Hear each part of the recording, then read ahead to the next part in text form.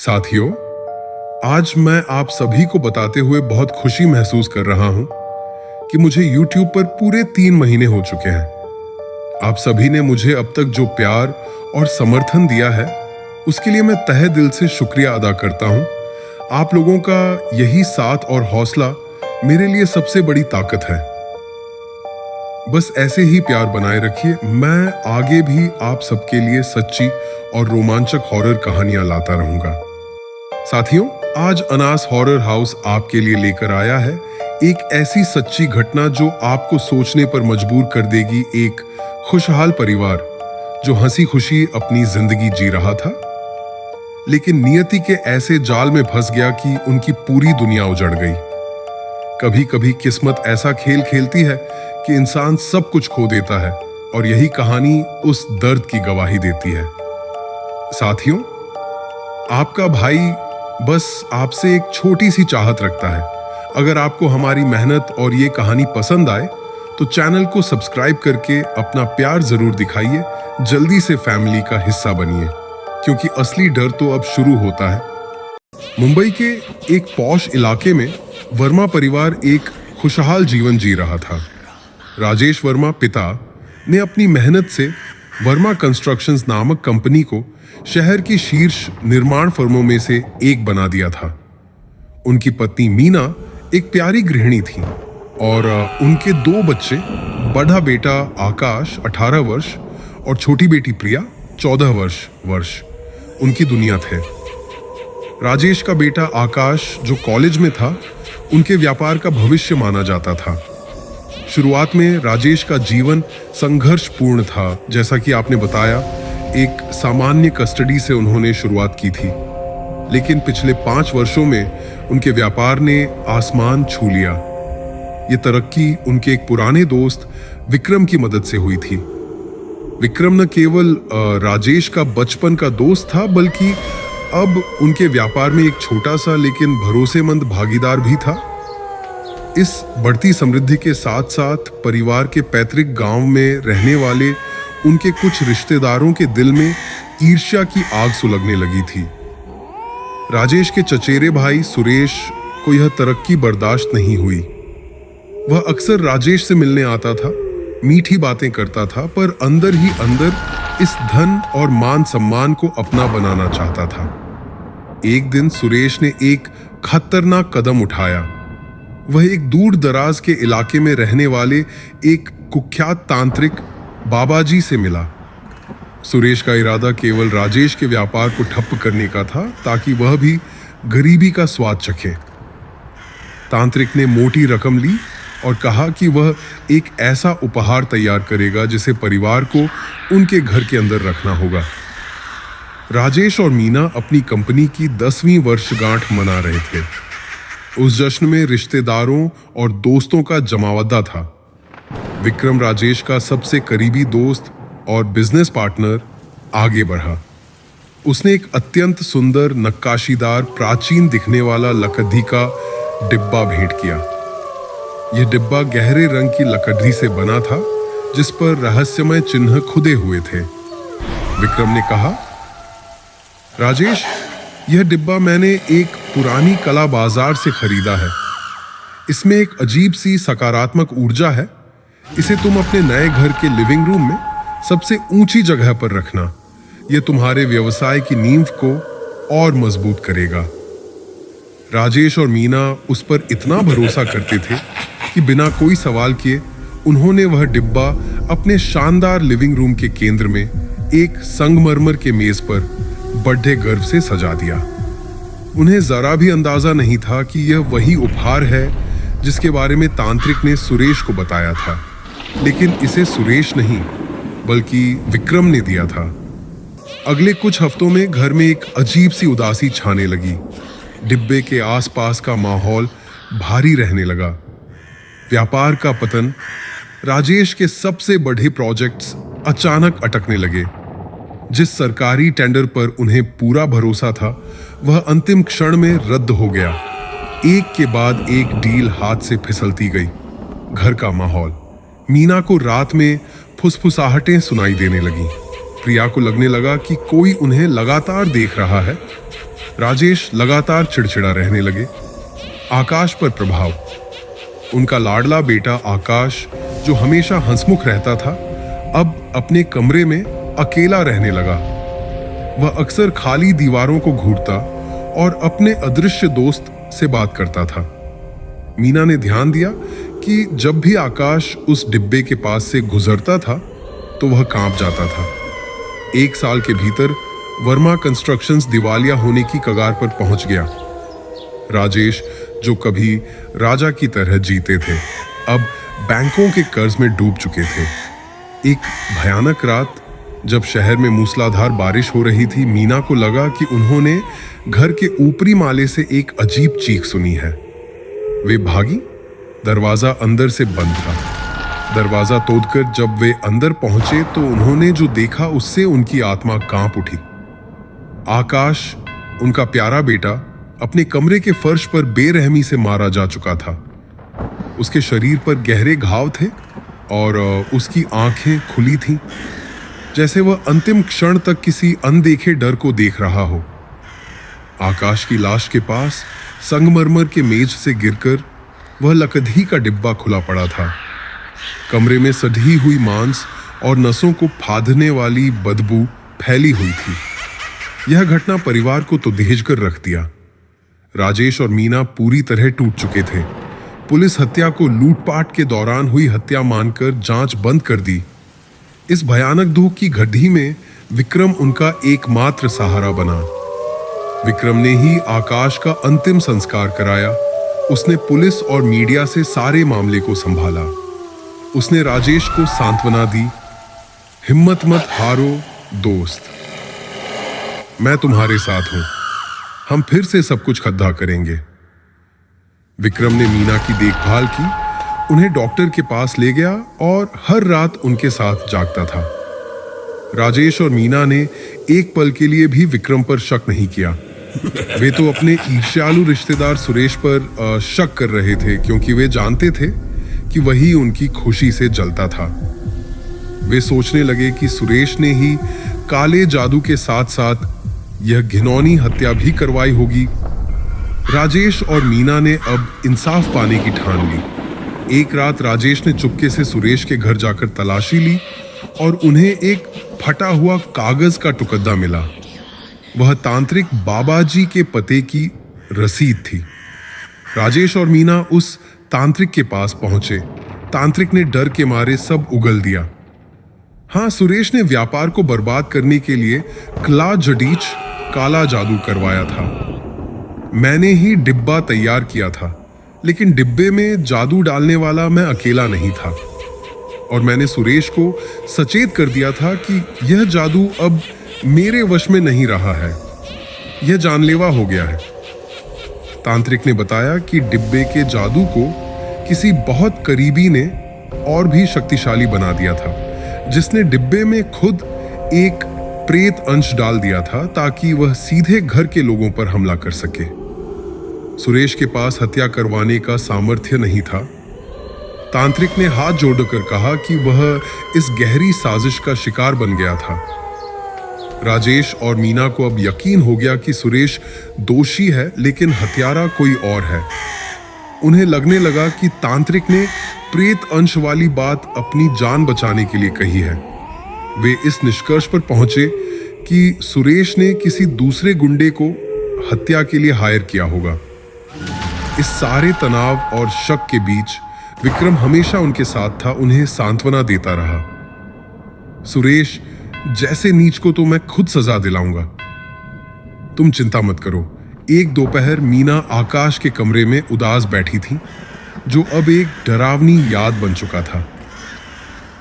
उन्हें लगा कि वह लकड़ी का डिब्बा, जिसे पुलिस ने सबूत के तौर पर लिया था और बाद में लौटा दिया था, उन्हें कुछ बताना चाहता है। मीना ने डिब्बे को उठाया। उन्होंने देखा कि उसके नीचे की नक्काशी थोड़ी ढीली थी। उत्सुकतावश उन्होंने नक्काशी को जोर से खींचा और एक गुप्त दराज खुल गई। उस दराज में एक मुड़ा हुआ पुराना कागज था। मीना ने डरते डरते कागज खोला। वह कोई तांत्रिक मंत्र नहीं था, बल्कि विक्रम के हाथ का लिखा हुआ एक पत्र था।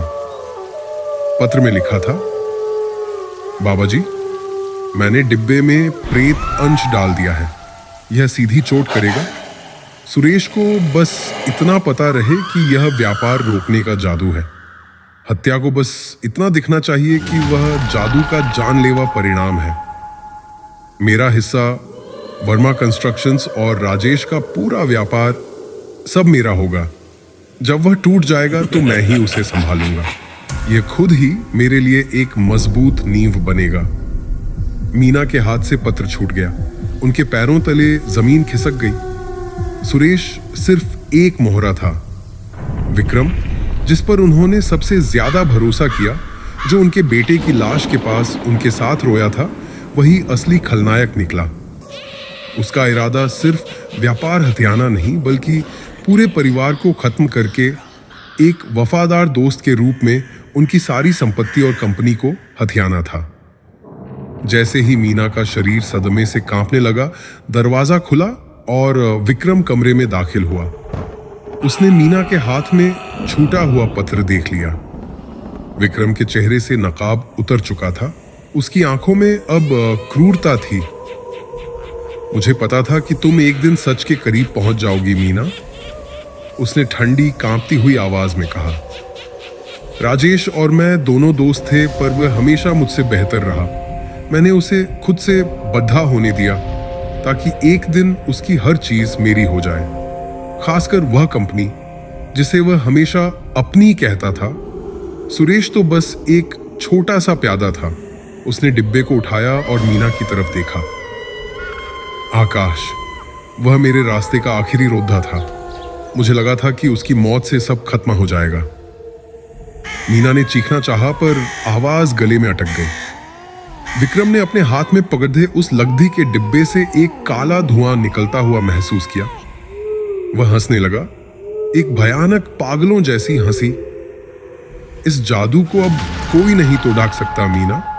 यह मेरे खून से, तुम्हारे बेटे के खून से लिपट चुका है। अब यह तुम दोनों को तबाह करेगा। उसने डिब्बे को जमीन पर पटक दिया। डिब्बा टूटा नहीं, बल्कि उसके टूटे हुए टुकड़ों से काले रंग की एक तरल शक्ति पूरे कमरे में फैल गई। मीना और राजेश, जो आवाज सुनकर भागकर आए थे, ने देखा कि वह तरल शक्ति उन्हें अपनी गिरफ्त में ले रही है।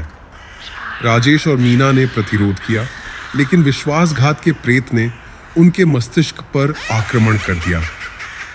अगले ही पल विक्रम वहां से भाग चुका था और पीछे छोड़ गया 2 जीवित लाशें। राजेश और मीना को पुलिस ने अगले दिन उसी कमरे में पाया। वे जिंदा थे, लेकिन पूरी तरह पागल हो चुके थे। वे दीवारों को घूर रहे थे, आकाश के नाम पर फुसफुसा रहे थे और रह रहकर उस लकड़ी के डिब्बे की तरफ इशारा करते थे, जो अब भी टूटने के बावजूद एक अंधेरी ऊर्जा फैला रहा था। कहानी यहीं खत्म होती है। वर्मा परिवार ने सच्चाई जान ली, लेकिन बहुत देर हो चुकी थी। उनका सबसे भरोसेमंद सहारा ही उनका सबसे बद्धा दुश्मन निकला। विक्रम ने अपने काला जादू और विश्वासघात के जहर से उन्हें ऐसा घिन दिया जो कभी नहीं भरेगा। वह जादू और उसका अभिशाप हमेशा के लिए उस परिवार पर छाया रहा। उन्हें उसी भयानक हालात से गुजरना पड़ा जिसमें जादू खत्म नहीं हुआ। विक्रम ने कंपनी और संपत्ति हथिया ली और राजेश और मीना अपने ही आलीशान घर में अपने बेटे की यादों और अमर अभिशाप के साथ हमेशा के लिए उस विश्वासघात के प्रेत की गिरफ्त में कैद रहे। विक्रम के भाग जाने के बाद पुलिस ने उसे पकड़ने की कोशिश की, लेकिन वह किसी अदृश्य परछाई की तरह गायब हो गया। वर्मा कंस्ट्रक्शंस पर अब पूरी तरह से उसका कब्जा था। उसने मीना और राजेश की दिमागी हालत का फायदा उठाते हुए अपनी कानूनी टीम से सारे दस्तावेज तैयार करवाए। राजेश और मीना, जो अब कानूनी रूप से अक्षम थे, अपने ही विशाल घर में कैदी बन गए। उनकी बेटी प्रिया, जो सिर्फ 14 साल की थी, इस पूरी त्रासदी की एकमात्र गवाह थी, लेकिन कोई उसकी बात पर यकीन नहीं करता था। राजेश की दशा।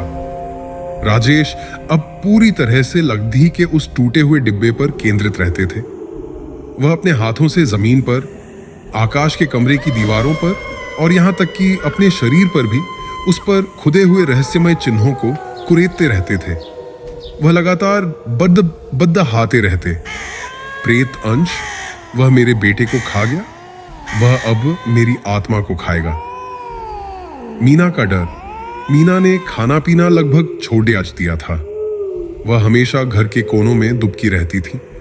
उन्हें हर पल महसूस होता था कि आकाश का प्रेत उनके आसपास है, लेकिन वह उन्हें सांत्वना देने नहीं बल्कि डरवाने आया है, क्योंकि उस काले जादू ने आकाश की आत्मा को भी शापित कर दिया था। मीना अक्सर कहती थी, आकाश अब मेरा नहीं रहा, वह बस एक डरावनी आवाज है। विक्रम की जीत का प्रमाण विक्रम ने उन्हें उनकी हालत पर छौंट दिया, लेकिन घर पर अपनी निगरानी बनाए रखी। उसने राजेश और मीना के लिए नर्सों और डॉक्टरों का इंतजाम किया, लेकिन यह सब उसका ढोंग था। वह चाहता था कि वे दुनिया से अलग थलग रहें और धीरे धीरे मर जाएं, ताकि उसकी जीत पूरी तरह से सुरक्षित हो जाए। छोटी प्रिया ने सच देखा था। वह जानती थी कि विक्रम ने क्या किया है, और वह यह भी जानती थी कि उसके माता पिता अब साधारण रूप से बीमार नहीं हैं। उन्हें शाप लगा है। प्रिया अपनी पूरी ऊर्जा अपने माता पिता को बचाने में लगा देती थी। उसने उस तांत्रिक बाबाजी का पता लगाने की कोशिश की, लेकिन विक्रम ने उसे पहले ही शहर से बाहर भेज दिया था। उसने कई बार पुलिस को समझाने की कोशिश की, लेकिन पुलिस उसे एक विक्षिप्त बच्चे की तरह देखती थी जिसका परिवार दुख में पागल हो चुका था। प्रिया को एक रात अपने पिता के कमरे से अजीब आवाजें सुनाई दी। दरवाजे के छेद से झांकने पर उसने देखा कि राजेश उस टूटे हुए डिब्बे को हाथ में लिए हुए जोर जोर से रो रहे थे। अचानक डिब्बे से एक काला धुआं निकला और राजेश की आंखें खाली हो गईं। प्रिया ने महसूस किया कि वह काला जादू सिर्फ डिब्बे में नहीं था, अब वह उनके घर की हवा में, उनके परिवार के खून में रच बस गया था। प्रिया को अंततः एक ऐसे साधु के बारे में पता चला जो इन काली शक्तियों को काटने की शक्ति रखता था। वह साधु को अपने घर लाने में सफल रही साधु ने घर में प्रवेश करते ही एक गहरी सांस ली। यह सिर्फ काला जादू नहीं है बेटी, साधु ने गंभीर आवाज में कहा। यह पूर्ण विश्वासघात से जन्मा शाप है। जिसने यह शाप दिया उसने इसे तुम्हारे पूरे खानदान को हमेशा के लिए जकधन्ने के लिए दिया है। इसे काटने के लिए शाप देने वाले की आत्मा का बलिदान चाहिए, और वह अभी जीवित है। प्रिया ने साधु से विनती की कि वह कोई भी तरीका अपनाए, पर उसके माता पिता को बचा ले। साधु ने कई दिनों तक पूजा अर्चना की, मंत्रों का जाप किया और पवित्र जल का छिड़काव किया। जब उन्हें लगा कि शाप कुछ कम हुआ है, तो उन्होंने राजेश और मीना को पास बुलाया। एक पल के लिए राजेश की आंखें सामान्य हुई। उन्होंने मीना की तरफ देखा और धीमे से कहा, विक्रम। लेकिन अगले ही पल उनके चेहरे पर फिर वही खालीपन छा गया। उनका शरीर कांपने लगा और वे चिल्लाने लगे, वह यही है आकाश, वह यहां आया है मुझे सजा देने। मैंने उस पर भरोसा किया। साधु ने हार मान ली।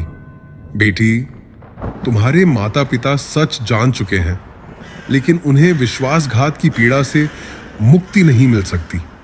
यह शाप उन्हें तब तक नहीं छोड़ेगा जब तक वह व्यक्ति जिस पर उन्होंने इतना भरोसा किया खुद उनके हाथों से सजा न पाए। और तुम्हारे माता पिता अब उस लायक नहीं रहे। वे इसी हालात से गुजरेंगे। जीवन भर साधु के जाने के बाद घर पर फिर वही उदासी छा गई। विक्रम ने अपनी जीत का आनंद लिया। उसने वर्मा परिवार के घर को सुरक्षित और आरामदायक मानसिक आश्रम घोषित कर दिया और उन्हें समाज से पूरी तरह अलग कर दिया। प्रिया अब अकेली थी। वह स्कूल जाती, लेकिन वापस आकर अपने पागल माता पिता और सूने घर का सामना करती। वह जानती थी कि उसके माता पिता कभी सामान्य नहीं हो पाएंगे। वह उन्हें देखती जो सच जानने के बावजूद अब अपने ही दिमागी कारावास में कैद थे। कहानी का भयानक और रोमांचक अंत यही था। विक्रम का विश्वासघात इतना गहरा था कि उसने केवल धन नहीं लूटा, बल्कि वर्मा परिवार की आत्माओं को शापित कर दिया। वह काला जादू कभी नहीं कटा। राजेश और मीना को उसी भयानक सच्चाई, उस भयानक हालात से गुजरना पड़ा। वे अपनी अंतिम सांस तक उस विश्वासघात के प्रेत की गिरफ्त में रहे। उन्हें मालूम था कि उनका दोस्त ही हत्यारा है, लेकिन वे यह सजा किसी को बता नहीं सकते थे। प्रिया घर के अंधेरे में बैठी थी। उसके माता पिता दूसरी दुनिया में थे। उसकी आंखों में एक अजीब सी चमक थी। वह जानती थी कि यह उसके माता पिता का अंत है, लेकिन उसकी खुद की कहानी अभी शुरू हुई है और वह विक्रम से अपने परिवार के इस भयानक अंत का हिसाब एक दिन जरूर लेगी, भले ही उसे खुद उस काले जादू का सामना क्यों न करना पड़े। तो दोस्तों, आपने देखा कैसे एक भरोसेमंद जान पहचान वाला काला जादू का सहारा लेकर एक परिवार को बर्बाद कर देता है। सिर्फ पैसे की चाह में फिर मिलते हैं एक और सच्ची घटना के साथ। अगर आप भी सच्ची डरावनी कहानियां सुनना पसंद करते हैं तो अभी सब्सक्राइब करें और अगली कहानी की घंटी बजाना मत भूलिए, क्योंकि अगली सच्ची घटना पिछली से भी ज्यादा